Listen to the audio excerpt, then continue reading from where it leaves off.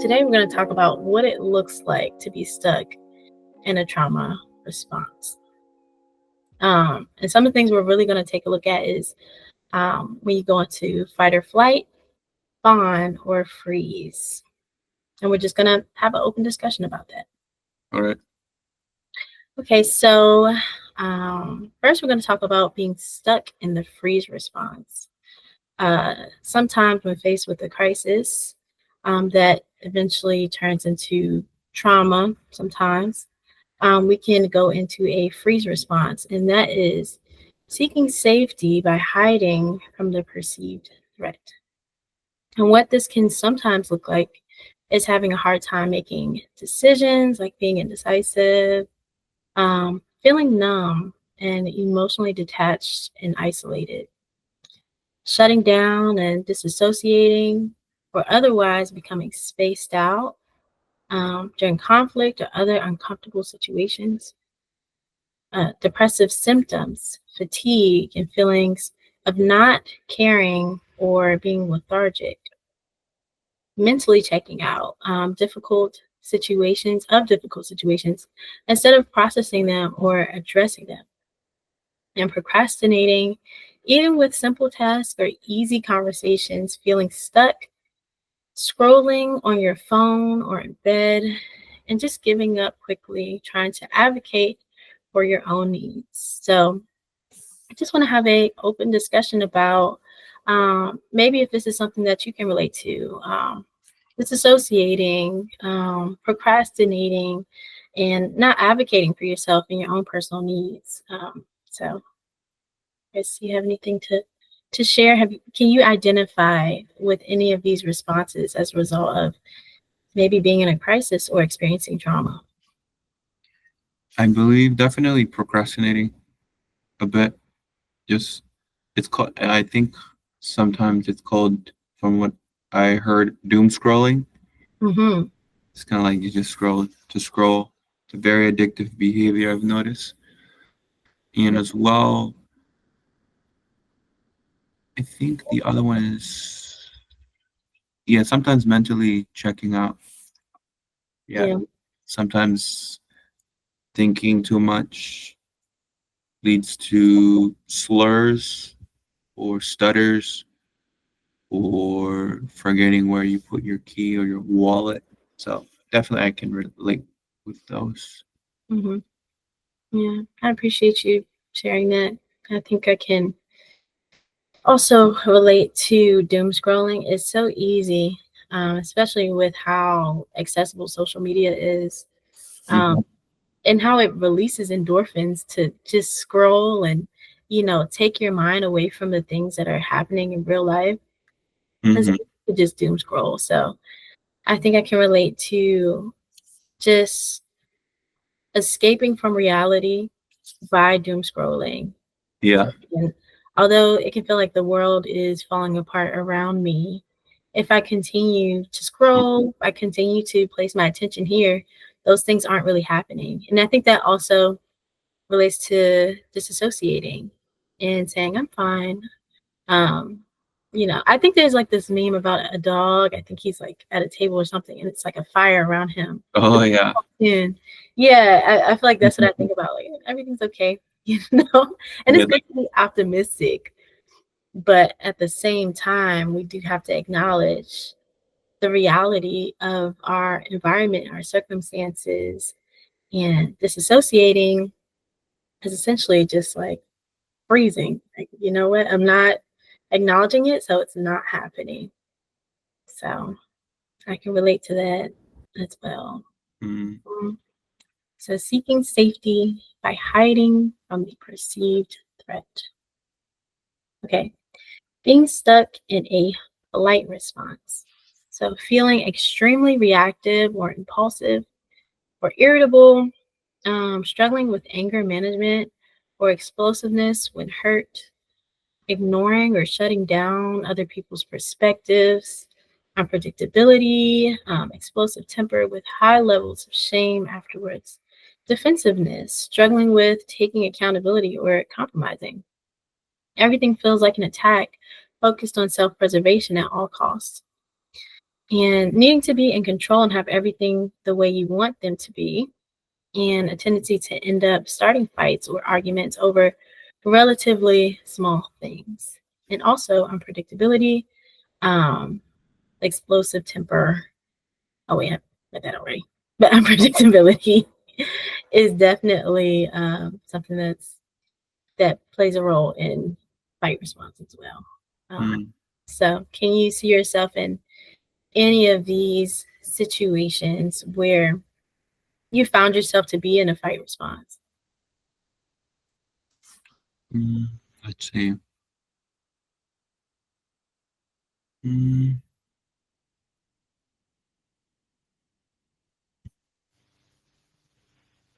If need to be in control.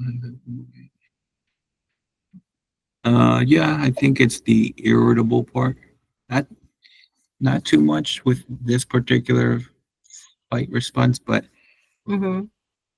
actually, yeah, defensiveness, struggling with taking accountability or compromising. Yeah, defensiveness do comes around in my life, and as well as some feeling irritable Mm-hmm. towards particular people that I meet in my Okay. immediate context. Okay. And But how did you like get to that point of being like defensive? What like did something happen one too many times and you kind of just had your guard up, like now I'm defensive, or like I how did, think struggling.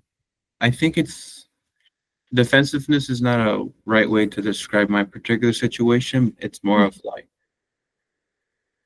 I think it's just the word I resonate, which is accountability, taking accountability. mm-hmm. Not in the sense that I'm denying it, but more of like avoidance behavior. Mm, I think that's a like fight or flight. That's more of a flight, actually, not fight. mm-hmm. So I guess I'm confusing defensiveness with flight. But I guess I'm sure you have something about flight, correct? Yes, yeah, it's in the next slide. We'll look into it. Yeah, I can see how you can say kind of like with that avoidance behavior though, how that can be maybe flight within the flight response. Like maybe Hmm. the defensiveness is kind of within the fight response and the avoidance behavior is within the flight response, because that goes back to disassociating, kind of just saying like if it's out of sight, out of mind, it doesn't exist when it does, you know? So yeah, I can see how that can be fight or accountability. Um well, for avoidance behavior. But I could say out of these, I'm I mostly connect with self-preservation at all costs. Um, because you always think about the what ifs, like what if this happens? What if, you know, I'm not successful? What if um, you know, my dad doesn't come out the hospital, or whatever the case may be, like all the what ifs. And like you just do your best to make it to the next day. You do your best to self-preserve the best you can. And if me self-preserving is kind of just like shutting it out, which may not be the best thing, but if me self-preserving is kind of shutting it out, then that's what I have to do. But at the same time, is that a healthy way to cope with the situation I'm doing? You know, is it healthy for me to uh, shut down just to self-preserve? Is that a healthy coping strategy, or is it a negative one that's not serving me? Is that serving me? You know? So I think I definitely can relate to self-preservation, especially um, when confronted with something that's super overwhelming, or just, being in a fight response. Okay. Yeah. Let's see. Being stuck in the flight response and what that can look like. Seeking safety by escaping from the perceived threat. Avoidance, like you mentioned, physically leaving an uncomfortable situation, avoiding difficult topics or hard conversations, being quick to end relationships or quit hobbies or commitments, constant overthinking and worrying, excessive and or maladaptive daydreaming, high levels of perfectionism and anxiety, a constant need to be busy, struggling with staying present in the moment, or staying physically still, trying to escape and stay distracted through substance use, overworking, or other coping mechanisms, and struggling with commitment and feeling trapped. So, like you said, avoidance, it does fall within that flight response. But what other flight Mhm. responses can you kind of identify with? Being quick to end relationships, I've noticed that um, I do know that I can build quick. I as I shared to you, I'm an introvert, but if I have to adapt, I would. And people have mentioned about my personality being outgoing, charismatic, and so I've noticed that I can build relationships quickly. But I do notice if it's not within my interest in the long run, I do notice I can quickly just move on. And or some people have mentioned like you've been a stranger or you have ghosted me. And Mhm. for me, it's just more of like just moving on. And Mhm. so I didn't know this was a flight response, I guess, because people think I'm kind of cold hearted in that particular sense, I guess. I don't know, but I do notice that if there is a strong relationship or a foundation and suddenly someone just disappears, it's kind of like concerning. Mhm. But I've noticed that being quick to end a relationship. Definitely, I have a lot of um, overthinking, as well as excessive and maladaptive daydreaming. I think it has to do with my childhood upbringing, not growing up with a father. So I think it has to do a lot with that. Not high levels of perfectionism, but I do have a response of stress cleaning. Okay. Mhm. Not to the point of like OCD. It's just more of orderly manner. I do Mhm. know it's a good adaptive. I find that more of a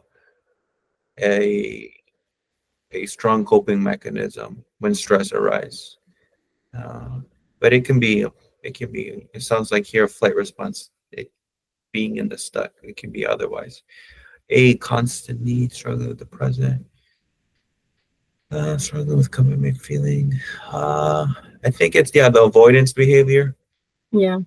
Since I guess I'm introvert and rather not, I'm more passive because of that personality. I rather not.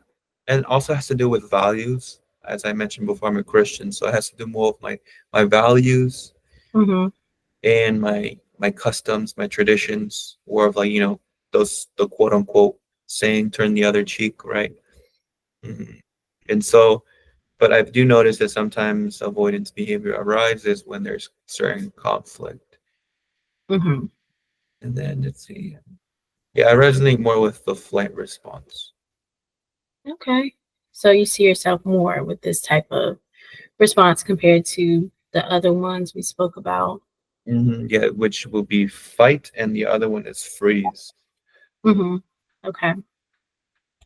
Thank you for sharing that. Um, I Sure. can I can connect with. I'm also Christian, so that's also really important to me. So when you mention like kind of like turning the other cheek, I can see how like unintentionally it can be like avoidance behavior because we're not necessarily addressing Mm-hmm. the issue. You're kind of just like being the bigger person and like, I'm the big person, I'll walk away. But if you have a pattern of being the bigger person, walking away and walking away and walking away, it can look like, avoiding conflict or, Yeah, avoid. that needs to be addressed. Yeah. I think in those situations, what turning the other cheek, what Jesus meant to say, I think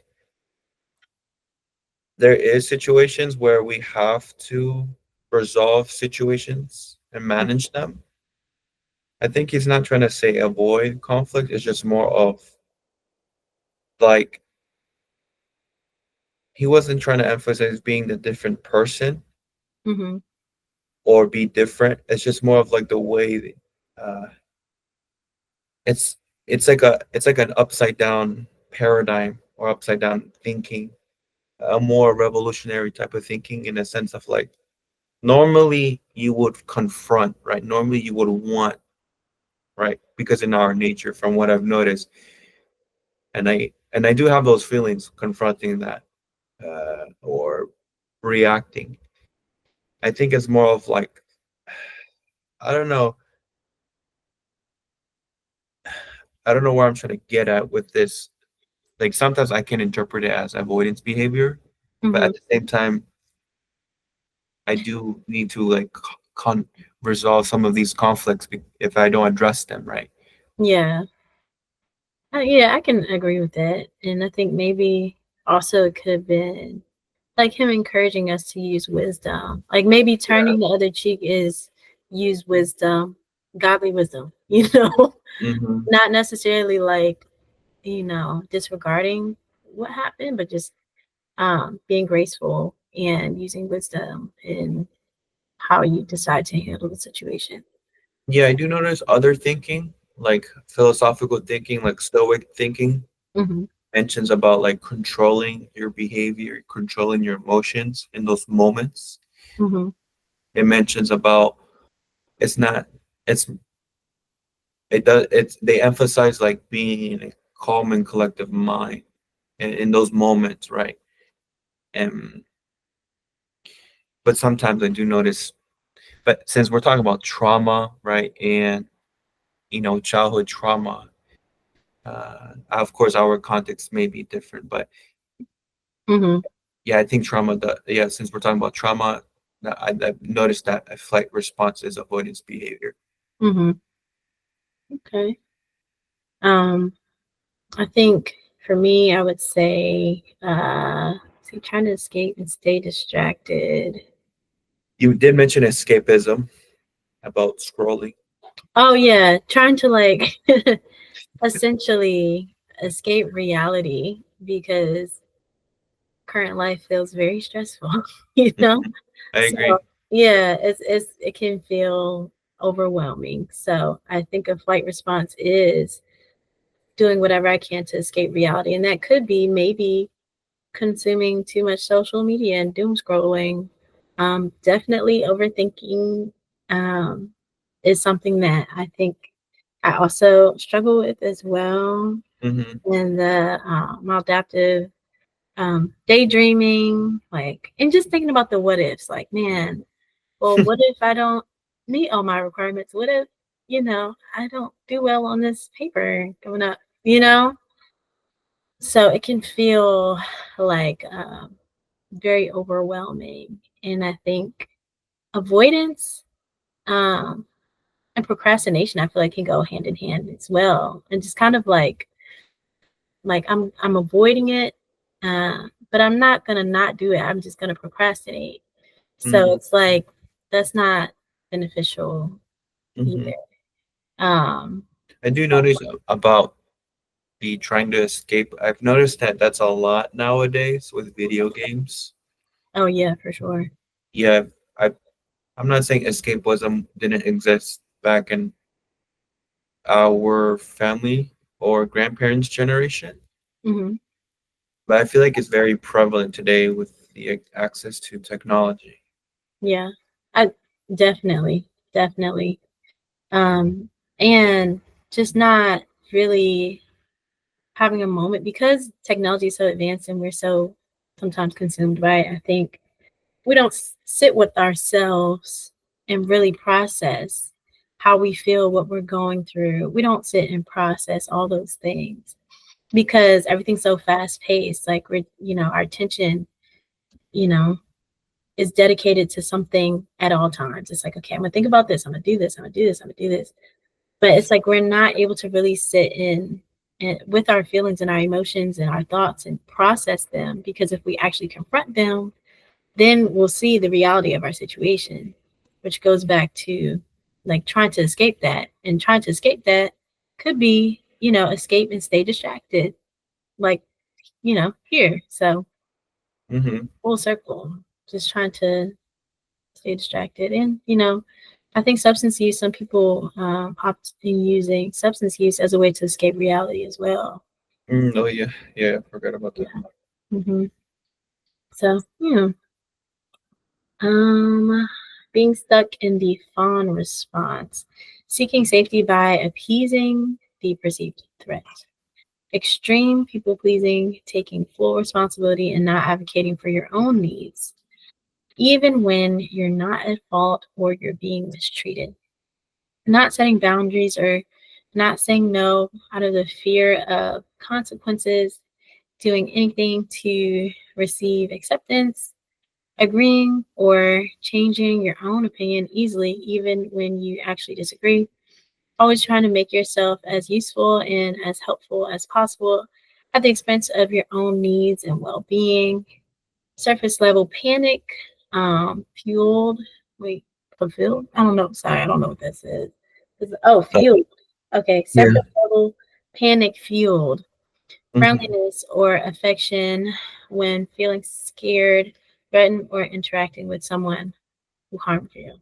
I think in reading this, I was kind of reflecting, and out of the ones we talked about so far, I can say that I probably identified with this the most because I don't know, being a middle child, I have an older sister, two younger brothers, me and my brother in the middle. Um, but my siblings, this I guess this is just some self disclosure. My parents are pastors. My siblings are very involved, like playing instruments, singing, and all those things. And I'm not there. Like I'm not the singing type. I'm not playing any instruments. That's just not like I'll help in the background with whatever they need help with. Um, but growing up, because they shine so bright, sometimes I felt like I dimmed my light a little bit as a middle child.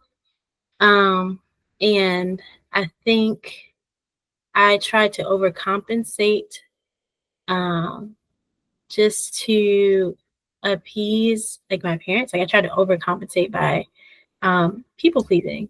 And like Mhm. in my adulthood, I'm like, you don't need to do that. You don't need to say yes to everything. You don't need like I'm trying to teach myself to create healthy boundaries because I've gotten so used to just being like, yeah, sure, I'll do it, and like kind of like sacrificing myself and my time and all Mhm. that at my expense for other people. Mhm. Because I kind of I recognize that I would people please a lot. That's because um I don't know. I think it's something about being like a middle child that's just like you kind of feel a little overlooked. And I'm like self-aware about that in my adulthood. Mhm. And that's just me kind of being vulnerable since we're talking about childhood trauma. But Thank you. Thanks for sharing. Appreciate it. sure, yeah, I can Sets the tone of the session. yeah, yeah. It really um it's like we really reflect on it. It's really informative and thinking like, oh man, I do kind of see some of myself in these things. So yeah, I can say I probably identify with the Mhm. fawn response the Yeah. most. Yeah, Thank you for being vulnerable, of course. sharing to a stranger. I think for me is I used to do people pleasing, Hmm. but I think I moved on from that. And I think the not setting boundaries or not saying no out of fear does play present day. Hmm. It has to do in it has to it's tied to the avoidance behavior. So it's like a chain. I think the avoidance behavior is the trigger, therefore not the fear of saying no out of consequences. But I do like not setting boundaries with particular people I've noticed, so that kind of gets me in trouble, Hmm. emotionally speaking. And I believe the other one is uh, surface level panic fueled friendliness or affection and feelings. Oh no, I think it's just mostly the not setting boundaries in that particular one. Okay. And Hmm. when you mention the fear of consequences, like what comes to mind when you kind of reflect on those consequences? The I don't know. It's the people pleasing part. It's like Hmm. you want to uh, not. Yeah, it's pretty much people pleasing. The fear of like them reacting. The fear of Is it disappointment? Like the fear of disappointing I individuals? really don't know. Hmm. I didn't know it was actually a stem from fear, but it is in a way fear and anxious thoughts. I think it's just, yeah, I think it is disappointment because it's like there's thinking of about, oh, what if there, it's the what ifs, right? It's again with the what ifs. It's like, yeah, it's pretty much disappointment. I can't, I can't formulate the thoughts right now, but I do know it's disappointment. Yeah. Yeah, I can definitely relate to the kind of fear of disappointment and kind of gradually overcoming that, and um Yeah. yeah, it's a uphill battle. So I do know that no, some people don't like no, but I do know no is just so simple. It it can, is. I do know like when I say no, sometimes I over explain, but then I realize I don't need to explain. It just saves so much headache. So just saying no helps a lot and just saves a lot of time. Just a simple no. If they ask why, I've noticed that I just be frank with them, not Hmm. not Frank Lorte or Frankie, but Yeah. It's I'm you. just kidding. Yeah. Frank, as in the sense of like, I just be genuine. Like, I Yeah. tell them just because I'm not, like I said, I'm an introvert. So sometimes it's in moments of like, it's just my introvert kicking in. So no, thank you. I kid you not, it saves me so much like that. Yeah.